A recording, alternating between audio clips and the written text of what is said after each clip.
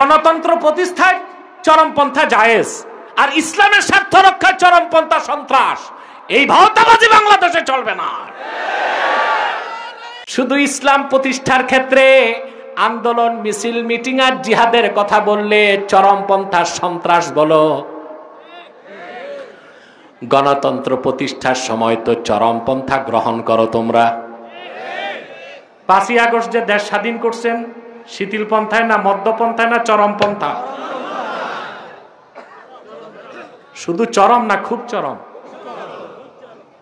যারা বিপ্লবী এরা এক্সট্রিমিস্ট, চরমপন্থী।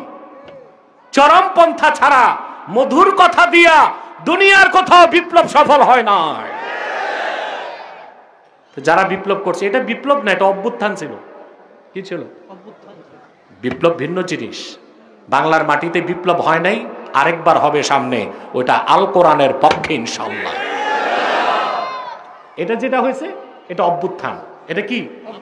রেভুলেশন, অভ্যুত্থান, এটা ভিন্ন জিনিস।